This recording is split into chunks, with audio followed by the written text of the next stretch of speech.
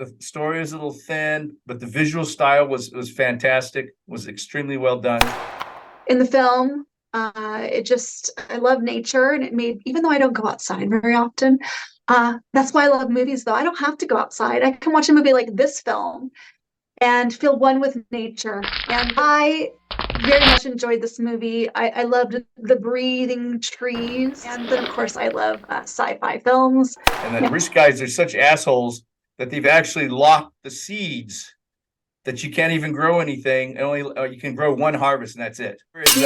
Whereas science fiction, you got to explain it a little bit, and which they did. The way that it was filmed, it was just magnificent.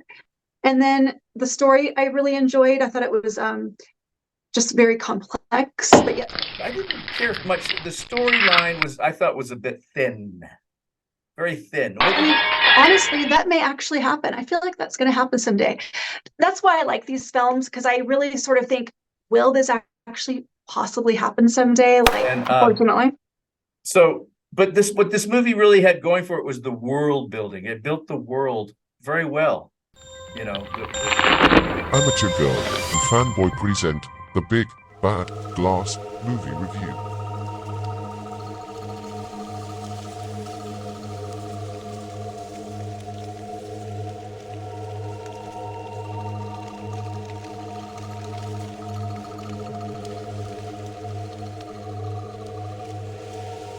Okay. Hey, y'all, welcome back to our channel. I am Amateur Girl. And I'm Fanboy from Chiang Mai, Thailand. And today we're going to be looking at a movie called Vesper. It just came up on my Netflix Thailand maybe a week ago. And Amateur Girl suggested I watch it. Probably about a month ago she suggested it, but she's been very busy with her activities. So without further ado, I'll let her talk about the movie, and then I'll give my opinion. Well, first of all, I feel like we were inspired to both wear green. We didn't even talk to each other. We're both wearing green, which very much goes along with the film. I very much enjoyed this movie. I loved the breathing trees in the film. I love nature, and it made, even though I don't go outside very often, that's why I love movies, though. I don't have to go outside. I can watch a movie like this film and feel one with nature. And then, of course, I love sci-fi films, fantasy. I would say this is sci-fi and fantasy. Would you agree? I think it's what genre leaning really heavy toward the sci-fi. Okay. You know, I think pretty heavy into the sci-fi. I mean, they tried to explain as much as they could, but they just didn't say this is magic, which a fantasy would. It's easier. I think it's easier to do fantasy because you can just explain a lot of stuff away with magic. whereas science fiction, you got to explain it a little bit, and which they did. They did. Right. And therefore, again, Amateur Girl and Fanboy, who's more of the expert. I should have paid more attention in school. So it was just a beautiful film. I thought that the story was very touching, and I just really, really liked it. It's been a while since I actually saw the movie, but I will say it's one of those films that, number one, I do remember it, for one, even though I'm having a hard time, grasping the details, but I still visually can see it in my mind, which is rare for me because I usually forget all the movies that I see. I can, and then just the way that it was filmed, it was just magnificent. And then the story I really enjoyed. I thought it was just very complex, but yet simple at the same time. For me, it drew me in. I really liked it. He's looking at me funny. And then what else? Just the sort of scientific things that were happening behind the scenes with the plants, and the way that she was having to help the world and the planet. I guess just visually, and then the storyline, and then who they cast.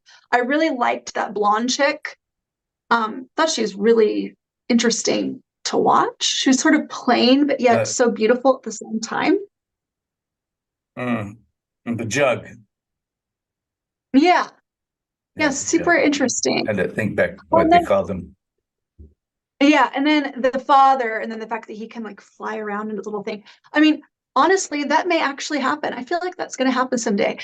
That's why I like these films, because I really sort of think, will this actually possibly happen someday? Like the Hope way that not. he isn't able to function, but actually move around with his mind.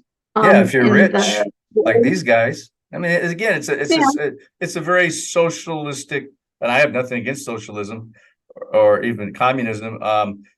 Way of, and a lot of screenwriters are very left wing or very liberal. And it definitely shows up in this, that the rich guys have everything and the poor people have nothing. mhm, And the yeah, rich guys are such assholes that they've actually locked the seeds that you can't even grow anything, and only you can grow one harvest and that's it.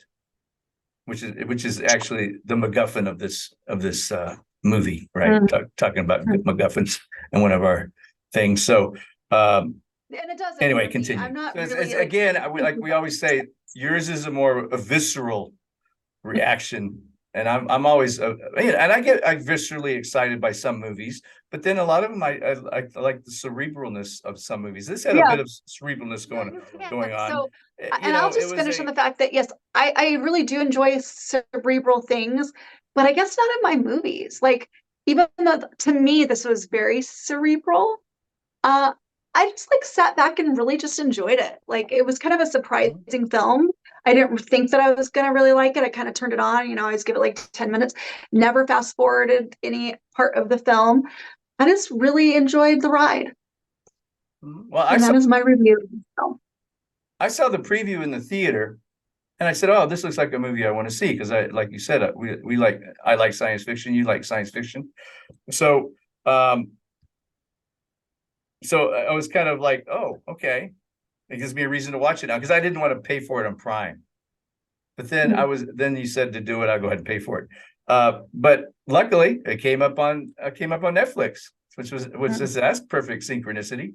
So what I got out of it, I didn't care much. The storyline I thought was a bit thin, very thin. What this movie had going for it, you're in a grim apocalyptic world. The rich, it's kind of like that Matt Damon movie where the rich people live up in the sky and the poor people live on the ground. Except this is Yeah. a much lower budget than that movie. It had no stars. It didn't have the big special effects that movie had, even though the effects were very good. What this movie had They for were. it was this, yeah, there's a popular world, rich people are running everything, and the poor people have to just scrape for everything they get, kind of like the real world. Yeah, And unfortunately. so, but what this movie really had going for it was the world building. It built the world very well, with the plants and these living plants that have been so screwed up by genetic engineering and climate change and everything has turned them into these almost hostile beings, right? That will Mm. suck you dry if you get in their way. So that was great. The world building was great. The effects was very good. I thought the story was a little thin, but the visual style was fantastic. Was extremely well done. These two directors, I think it was I don't even have their names down here, but they're Lithuanian. This is a Lithuanian movie. They used English speaking actors because they wanted a wider appeal. Now, did that work? They only made at the box office $49,000 in America, chump change. And then in France, they did a little bit better with $1 million. I said they should have shot it in French. I don't know why they wanted to put it in English. I guess, like I said, make a wider audience. But at least it's on Netflix, and at least it's in the original language, which is English, which is great for us. We don't have to read subtitles or anything like that. I thought, yeah, the storyline was okay. I thought they could have put a little bit more in that, but it was a lot of work. Just what they did, the visual style, the world building, all that was just incredibly well done. Maybe they'll get some producer come along and give them a bigger budget, and they can, and a better story, and they can really go crazy, right? These two, I can't remember what else they did, but I think the movie they did before was a Lithuanian movie or something. So I think this is only their second movie. Writer, director type / director. There's like a man and a woman. Took them 6 years to make this movie. Wow. Not the actual shooting, but the actual, building the world, building the the getting the effects right, getting the visual style, all that stuff, all that pre-production took 6 years. So you can see it in the movie. I see it. Right. I think it's brilliant Brilliant, right. for me. Again, yeah, everything was really well done. Again, we're talking about Vesper. I give it about Yes, sir. 80%,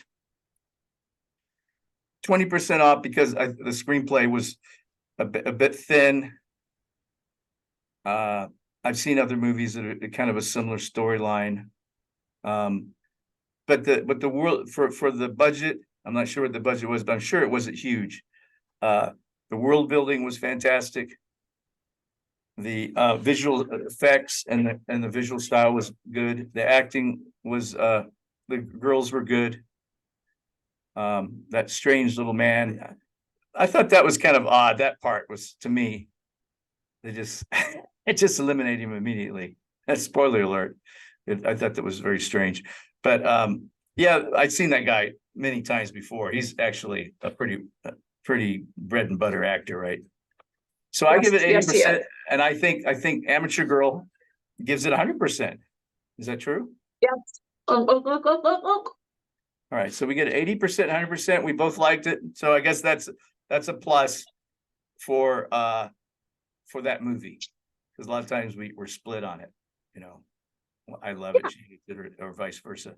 So get out there and see it, and if it's on Netflix in Thailand, it must be on Netflix someplace else too. I don't know. Yeah. Okay. Give it a shot. And that Give it a is go. Amateur Girl and Fanboy signing out.